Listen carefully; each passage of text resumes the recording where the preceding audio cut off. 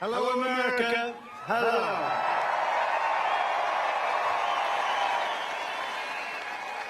The First Lady and I wish each and every one of you a happy Independence Day on this truly historic 4th of July.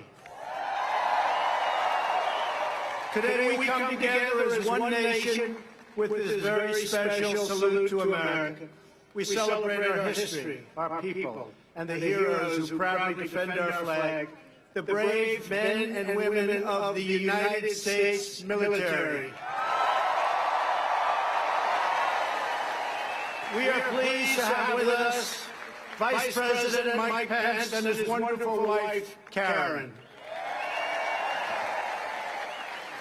We're also joined by many hardworking members of Congress, Acting Secretary of Defense Mark Esper, and many other members of my cabinet, and also the Chairman of the Joint Chiefs of Staff, General Joe Dunford. Thank you. Thank you. Thank you. Lieutenant General Daniel Hawkinson of the National Guard, and distinguished leaders representing each branch of the United States Armed Forces, the Army, Navy, Air Force, Coast Guard, Marines, and very soon, the Space Force.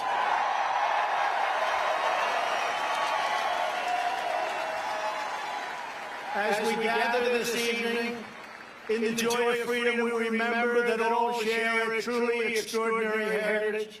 Together, we are part of one of the greatest stories ever told, the story of America. It is the epic tale of a great nation whose people have risked everything for what they know is right and what they know is true. It is the chronicle of brave citizens who never give up on the dream of a better and brighter future. And it is the saga of 13 separate colonies that united to form the most just and virtuous republic ever conceived. On this day, 243 years ago, our founding fathers pledged their lives, their fortunes, and their sacred honor to declare independence and defend our God-given rights.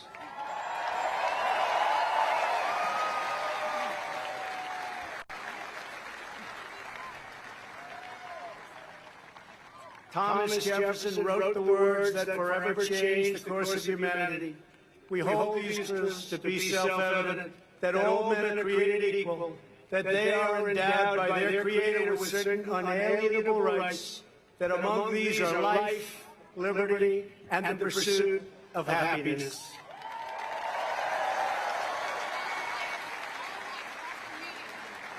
With a single sheet of parchment and 56 signatures, America began the greatest political journey in human history. But on that day, the patriots who would determine the ultimate success of the struggle were 100 miles away in New York. There, the Continental Army prepared to make its stand, commanded by the beloved General George Washington.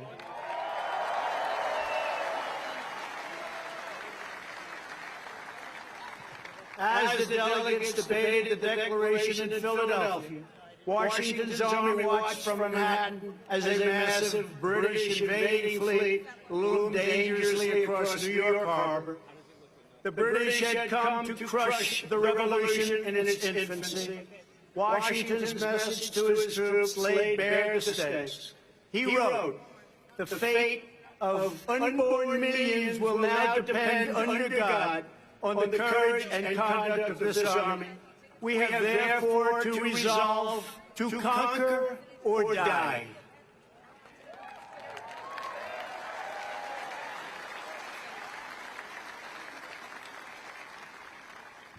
Days later, General Washington ordered the Declaration read aloud to the troops. The assembled soldiers just joined an excited crowd running down Broadway. They toppled the statue of King George and melted it into bullets for battle. The faraway king would soon learn a timeless lesson about the people of this majestic land. Americans love our freedom, and no one will ever take it away from us.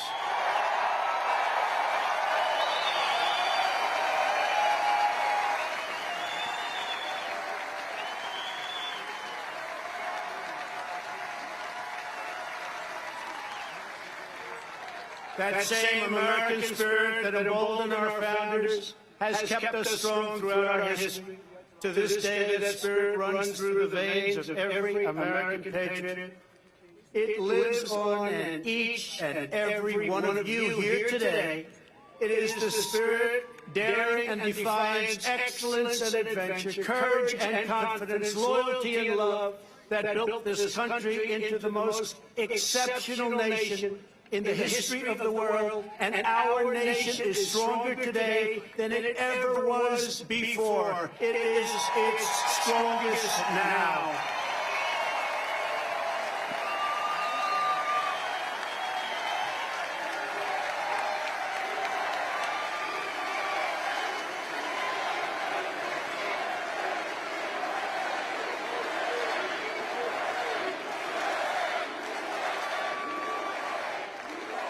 That same righteous American spirit forged our glorious Constitution. That rugged American character led the legendary explorers Lewis and Clark on their perilous expedition across an untamed continent. It drove others to journey west and stake out their claim on the wild frontier. Devotion to our founding ideals led American patriots to abolish the evil of slavery, secure civil rights, and expand the blessings of liberty to all Americans.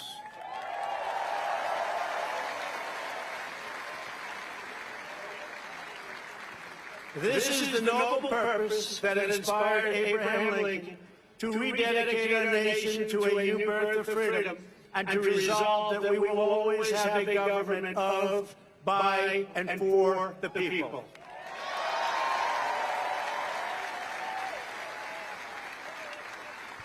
Our quest for greatness unleashed a culture of discovery that led Thomas Edison to imagine his light bulb, Alexander Graham Bell to create the telephone, the Wright brothers to look to the sky and see the next great frontier.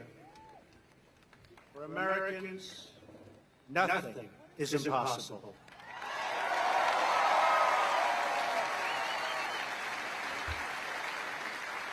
Exactly 50 years ago this month, the world watched in awe as Apollo 11 astronauts launched into space with a wake of fire and nerves of steel and planted our great American flag on the face of the moon.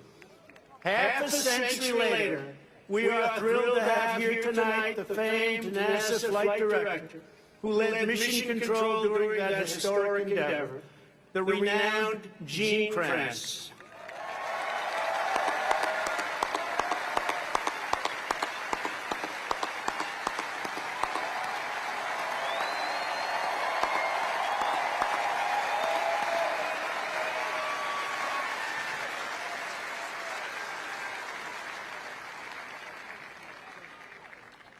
Gene, I want you to know that we're going to be back on the moon very soon, and someday soon we will plant the American flag on Mars. It's happening, Gene. It's happening.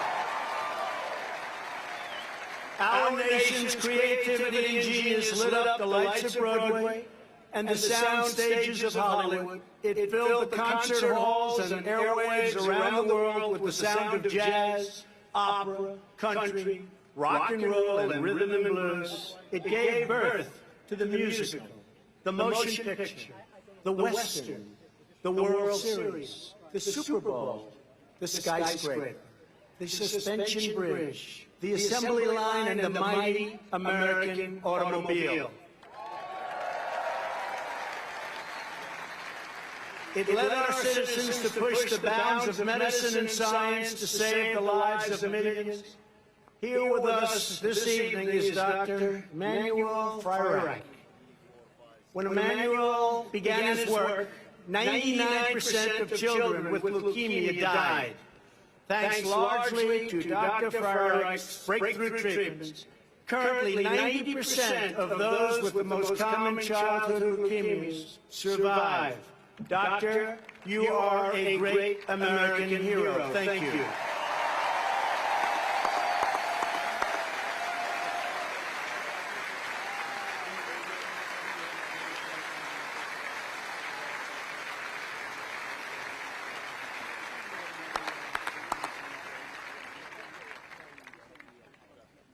Americans always take care of each other. That love and unity held together the first pilgrims. It forged communities on the Great Plains. It inspired Clara Barton to found the Red Cross, and it keeps our nation thriving today. Here tonight, from the Florida Panhandle, is Tina Belcher. Her selfless generosity over 3 decades has made her known to all as Mrs. Angel. Every time a hurricane strikes, Mrs. Angel turns her tiny kitchen into a disaster relief center. On a single day after Hurricane Michael, she gave 476 people a warm meal. Mrs. Angel, your boundless heart inspires us all. Thank you.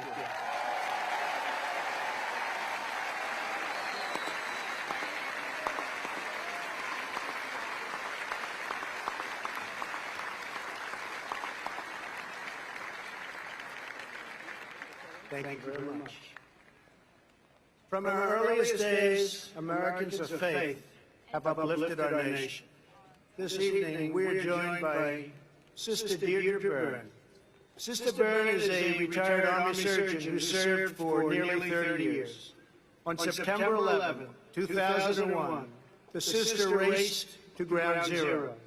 Through smoke and debris, she administered first aid and comfort to all. Today, Sister Byrne runs a medical clinic serving the poor in our nation's capital. Sister, thank you for your lifetime of service. Thank you.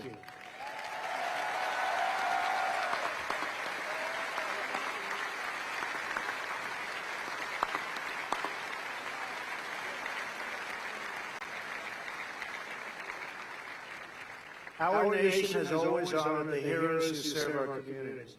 The firefighters, first responders, police, sheriffs, ICE, Border Patrol, and all of the brave men and women of law enforcement.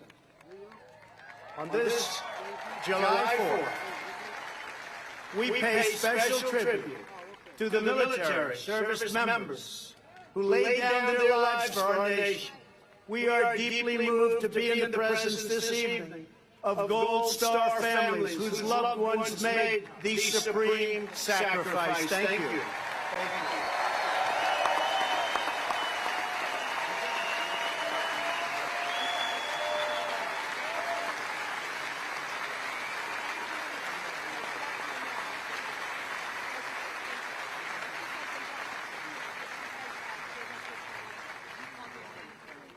Thank you very much. Throughout our history, our country has been made ever greater by citizens who risked it all for equality and for justice. 100 years ago this summer, the women's suffrage movement led Congress to pass the constitutional amendment giving women the right to vote.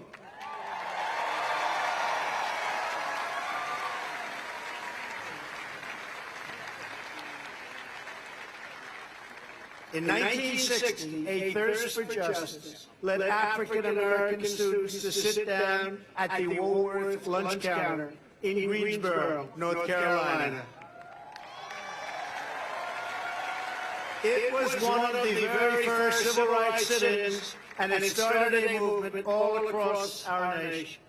Clarence Henderson was 18 years old when he took his place in history. Almost 6 decades later, he is here tonight in a seat of honor. Clarence, thank you for making this country a much better place for all Americans.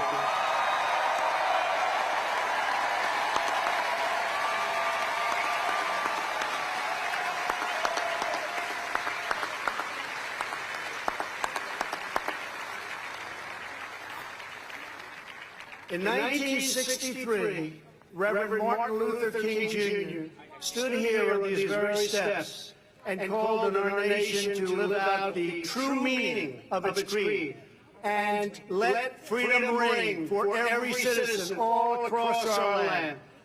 America's fearless resolve has inspired heroes who defined our national character, from George Washington, John Adams, and Betsy Ross to Douglas, Frederick Douglass.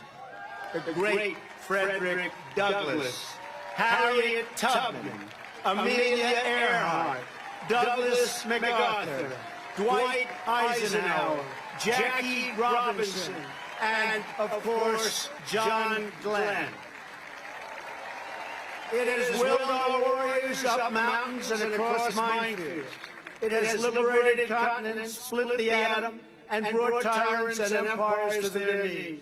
Here with us this evening is Earl Morse. After retiring from the Air Force, Earl worked at a VA hospital in Ohio.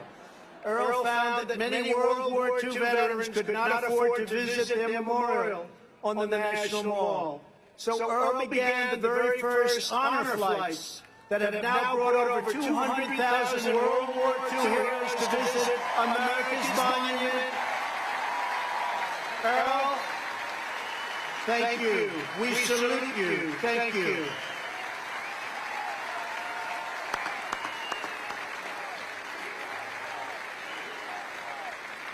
Thank you. Thank you, Earl.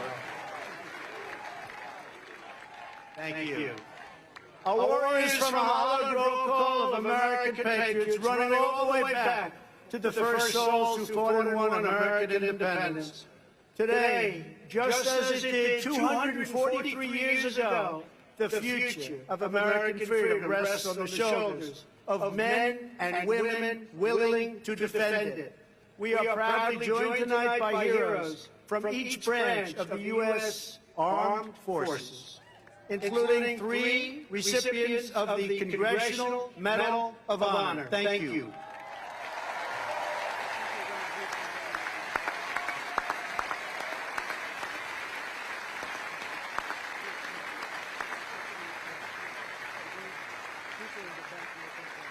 They and thousands before us served with immense distinction, and they loved every minute of that service. To young Americans across our country, now is your chance to join our military and make a truly great statement in life, and you should do it.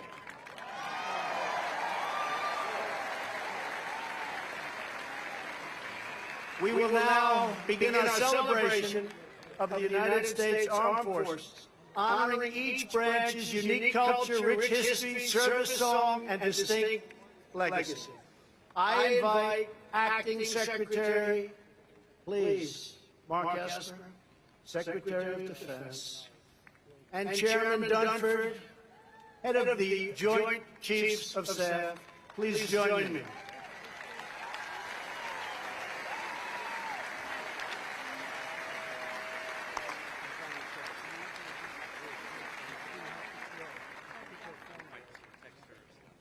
In August of 1790, by request of George Washington and Alexander Hamilton, Congress established a fleet of 10 swift vessels to defend our shores. These revenue cutters would fight pirates, stop smugglers, and safeguard our borders. They are the ancestors of our faithful Coast Guard.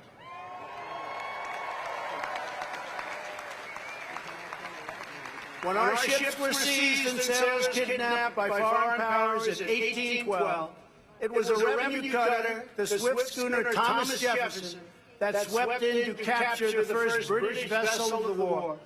In 1897, when 265 whalers were trapped in ice and the ice fields of Alaska were closing up, courageous officers trekked 1,500 miles through the frozen frontier to rescue those starving men from certain death. In 1942, the Coast Guard manned landing craft for invasions in the Pacific, when the enemy attacked U.S. Marines from the shores of Guadalcanal. Coast Guard Signalman First Class Douglas Munro used his own boat to shield his comrades from pounding gunfire. Munro gave his life. Hundreds of Marines were saved. As he lay dying on the deck, his final question embodied devotion that sails with every Coast Guardsman. Did they get off? On D-Day, the Coast Guard's famous Matchbox fleet served valiantly through every hour of the greatest amphibious invasion in the history of our country. One coxswain said the water boiled with bullets like a mud puddle in hailstorm, but still the Coast Guard braved death to put our boys on Utah and Omaha beaches.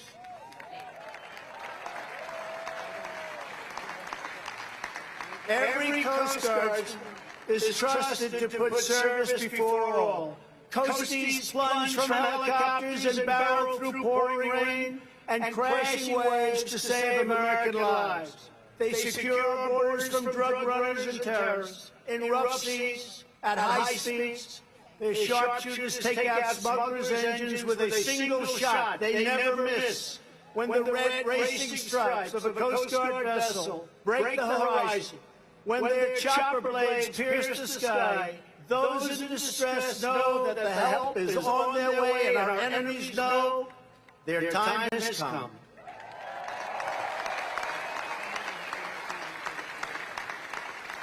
These guardians of our waters stand semper paratus. They are always ready. They are the United States Coast Guard. Representing the Coast Guard today, you will soon see an HH-60 Jayhawk helicopter based at Coast Guard Air Station Clearwater, along with an HH-65 Dolphin from Air Station Atlantic City and an HC-144 Ocean Sentry from Air Station Miami.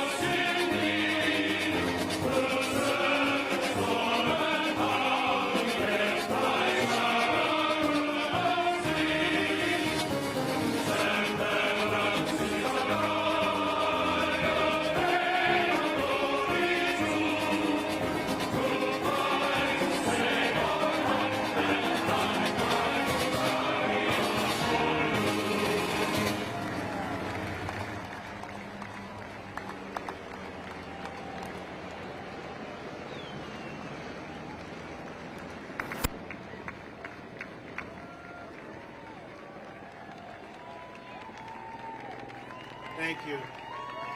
Thank you to the Coast Guard. On a cold December morning in 1903, a miracle occurred over the dunes of Kitty Hawk, North Carolina, when two bicycle makers from Ohio defied gravity with a 12-horsepower engine, wings made of cotton, and just a few dollars in their pockets. Just 6 years later, America was training its first pilots to take these magnificent machines up and over the field of battle. In World War I, our flyboys rushed the skies of Europe, and aces like Eddie Rickenbacker filled hearts and headlines with tales of daring duels in the clouds. General Billy Mitchell saw the promise of this technology and risked court-martial in his quest for an independent Air Force. He was proven right when empires across the oceans tried to carve up the world for themselves, and America stood in the way. We wouldn't let it happen.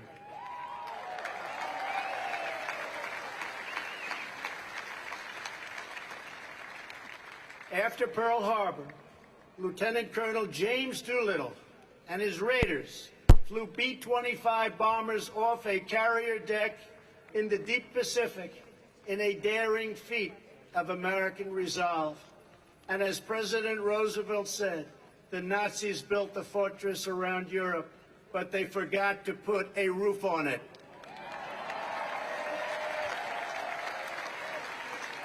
So we crushed them all from the air. 177 Liberator bombers flew dangerously low through broad daylight without fighter protection to cripple the Nazi war machine at Ploiesti. More than 300 airmen gave their lives to destroy the enemy oil refineries, and 5 pilots were awarded the Congressional Medal of Honor for their actions in that single raid. It was Airman Chuck Yeager who first broke the sound barrier. It was airmen like Gus Grissom and Buzz Aldrin who traded their Sabre jets for rockets to the stars. And it is our incredible airmen today who wield the most powerful weapon systems on the planet Earth. For over 65 years, no enemy air force has managed to kill a single American soldier because the skies belong to the United States of America.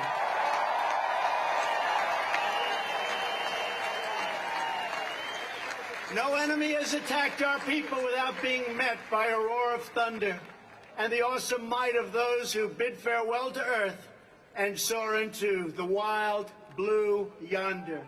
They are the United States Air Force. Representing the Air Force, you will soon see beautiful, brand new F-22 Raptors from Langley Air Force Base in Virginia, and one magnificent B-2 stealth bomber from Whiteman Air Force Base in Missouri.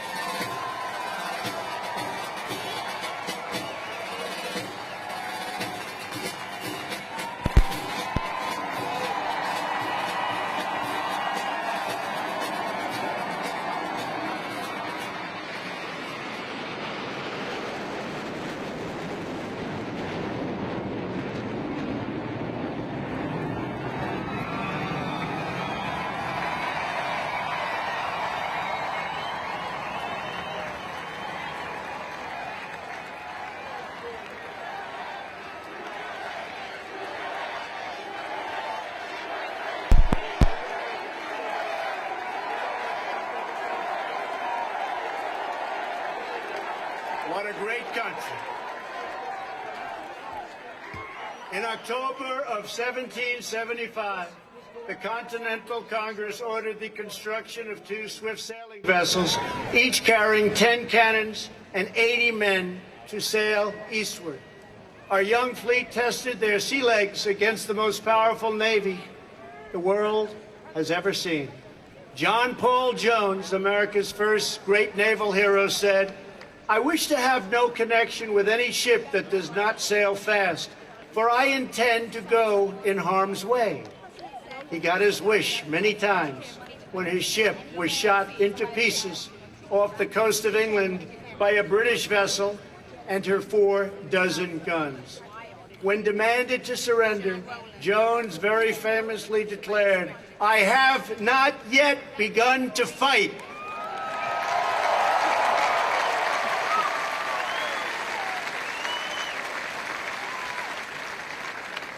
When our Navy begins fighting, they finish the job.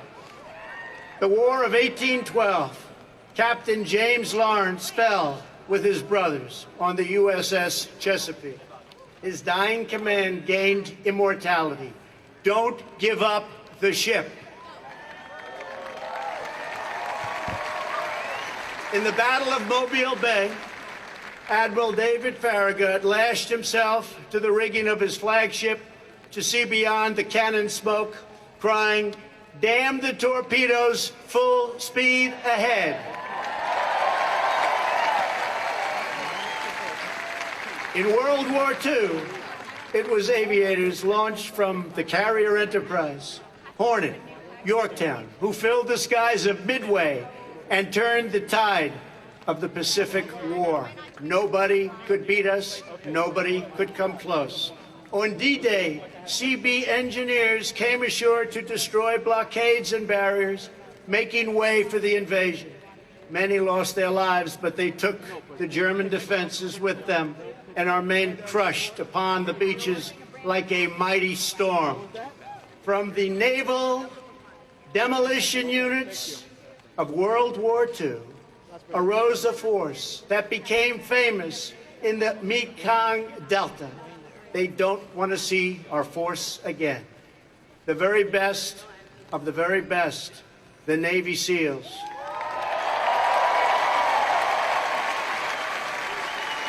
It was the SEALs who delivered vengeance on the terrorists who planned the September 11th attack on our homeland. It was the SEALs who stand ready to bring righteous retribution in mountain, jungle, desert to those who do us harm.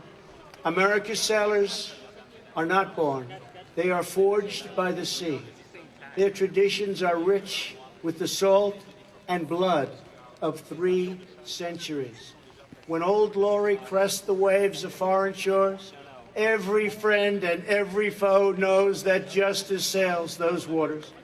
It sails with the United States Navy.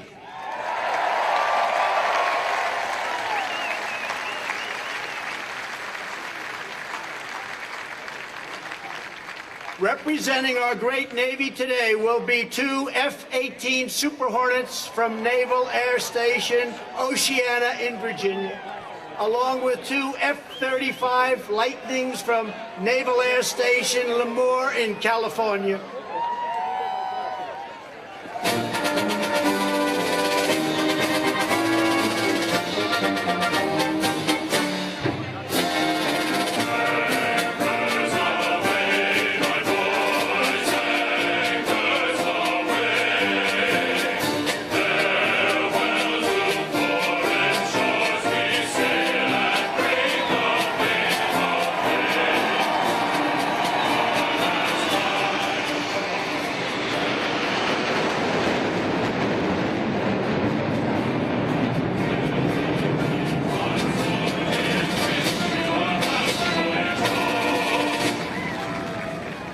So great.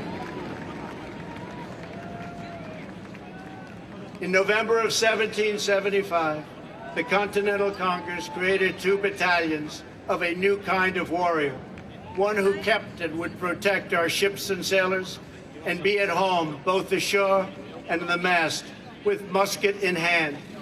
Their versatility was proven in the War of Independence when 234 Continental Marines conducted their first amphibious raid, capturing the British supply of gunpowder and cannons at Fort Nassau. Ever since, Marines have fought in every American war. Their legend has grown and grown and grown with each passing year. It was the Marines who won America's first overseas battle, vanquishing Barbary pirates on the shores of Tripoli. Their high, stiff collar, which shielded them from the pirate's sword, earned them the immortal name Leatherneck.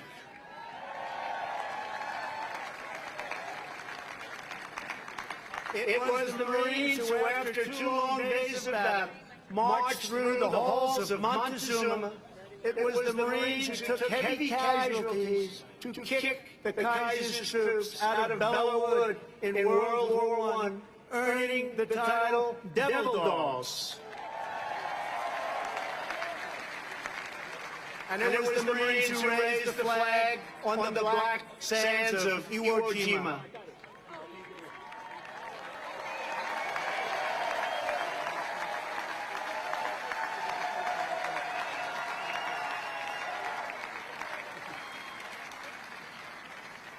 From the Chosun Reservoir to Quezon, from Helmand to Baghdad. Marines have struck fear into the hearts of our enemies and put solace into the hearts of our friends. Marines always lead the way. After the 1983 Marine barracks bombing in Beirut, which claimed the lives of 241 great U.S. servicemen, Marine Sergeant Jeffrey Nashton lay in bandages, so badly wounded, barely alive. When the Commandant of the Marine Corps came to visit his hospital, Sergeant Nashton had to feel for the general's collar. He wanted to feel his 4 stars. He could not see and he could not speak. He signaled for pen and paper, and with shaking hand he wrote 2 words, Semper Fi.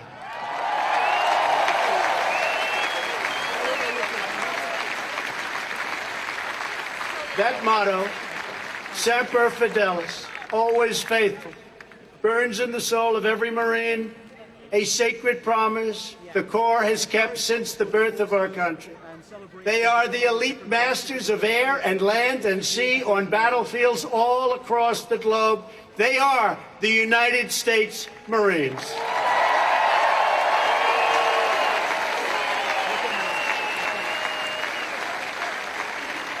Representing the Marine Corps today will be a brand new VH-92, soon to serve as Marine One, along with 2 V-22 Ospreys from the famed HMX-1 helicopter squadron at Quantico, the Nighthawks.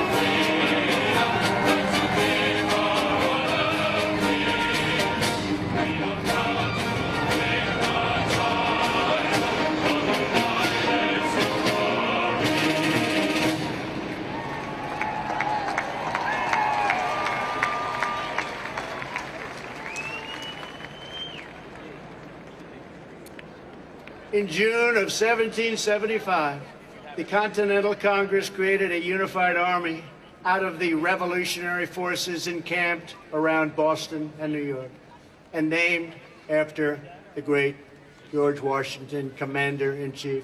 The Continental Army suffered a bitter winter of Valley Forge, found glory across the waters of the Delaware, and seized victory from Cornwallis of Yorktown. Our Army manned the air, it ran the ramparts, it took over the airports, it did everything it had to do. And at Fort McHenry, under the rocket's red glare, it had nothing but victory. And when dawn came, their star-spangled banner waved defiant. At Shiloh, Antietam, and Gettysburg, our soldiers gave the last full measure of devotion for the true unity of our nation and the freedom of all Americans. In the trenches of World War I, an Army sergeant named Alvin York faced an inferno of enemy fire and refused to retreat. He said, "I won't leave, I won't stop." He shot his rifle 18 times, killing 18 of the enemy. When they fixed bayonets and charged, he killed 7 more. The entire German machine gun battalion surrendered because of one man, Alvin York. A generation later, the Army returned to Europe and embarked upon a great crusade. With knives and rifles in hand, the Rangers scaled the cliffs of Normandy. The 101st Airborne leapt into the danger from above, illuminated only by enemy flares, explosions, and burning aircraft. They threw back the Nazi Empire with lightning of their own from the turrets of Sherman tanks and the barrels of the M1 rifle.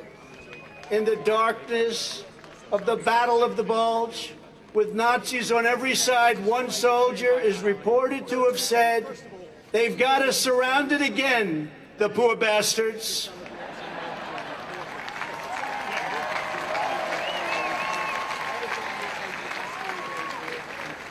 Outnumbered, American warriors fought through the bunkers of Pork Chop Hill and held the line of civilization in Korea. In the elephant grass of Vietnam, the 1st Cavalry made its stand amid a forest consumed in flame with enemies at every single turn. The Army brought America's righteous fury down to Al-Qaeda in Afghanistan and cleared the bloodthirsty killers from their caves. They liberated Fallujah and Mosul and helped liberate and obliterate the ISIS caliphate just recently in Syria, 100% gone. Through centuries, our soldiers have always pointed toward home, proclaiming, "This we'll defend." They live by the creed of Douglas MacArthur: "In war, there is no substitute for victory." They are the greatest soldiers on earth.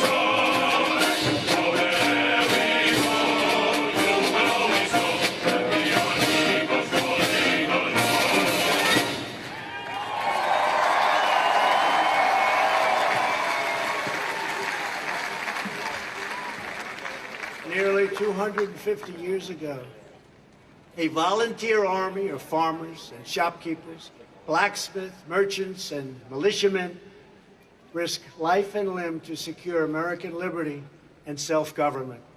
This evening, we have witnessed the noble might of the warriors who continue that legacy. They guard our birthright with vigilance and fierce devotion to the flag and to our great country. Now we must go forward as a nation with that same unity of purpose. As long as we stay true to our cause, as long as we remember our great history, as long as we never, ever stop fighting for a better future, then there will be nothing that America cannot do.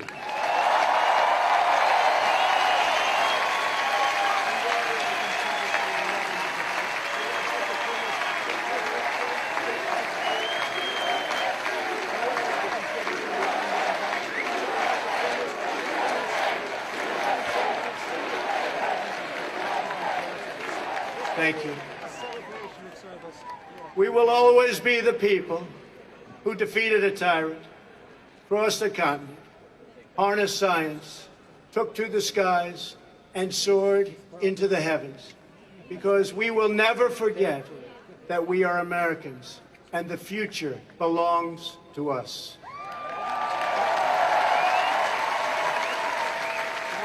The future belongs to the brave, the strong, the proud, and the free. We are one people chasing one dream and one magnificent destiny. We all share the same heroes, the same home, the same heart, and we are all made by the same Almighty God.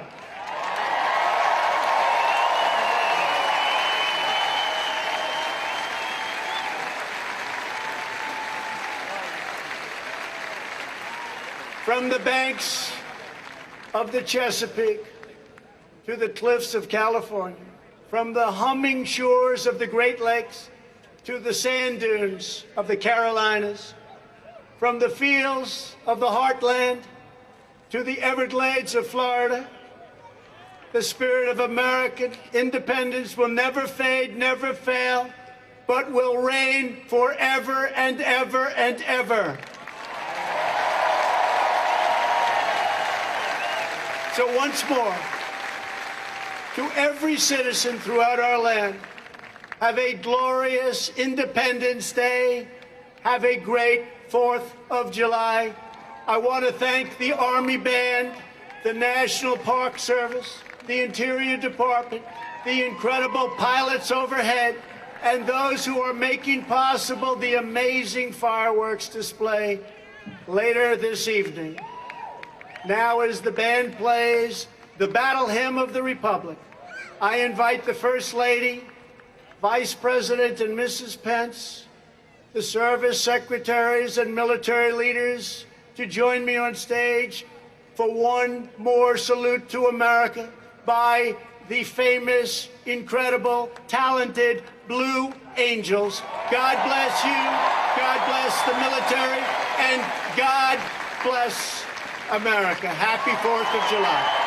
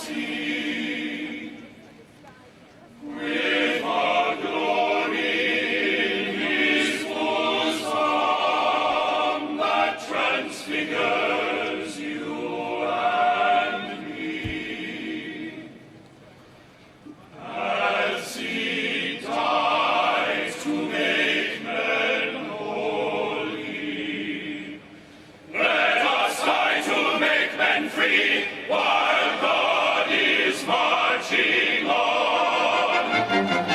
Glory, glory, hallelujah. Glory, glory, hallelujah.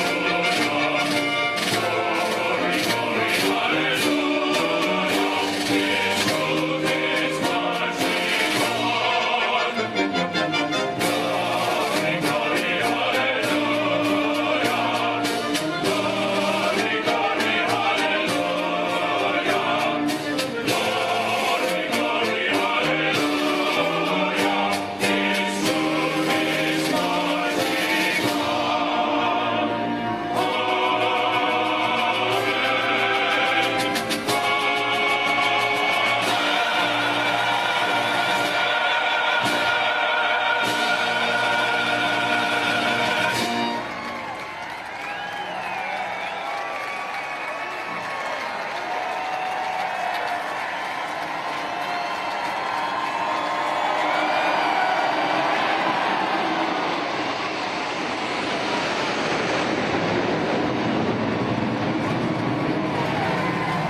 If tomorrow all the things were gone and worked for all my life, and I had to start again with just my children and my wife, I thank my lucky stars to be living here today, 'cause the flag still stands for freedom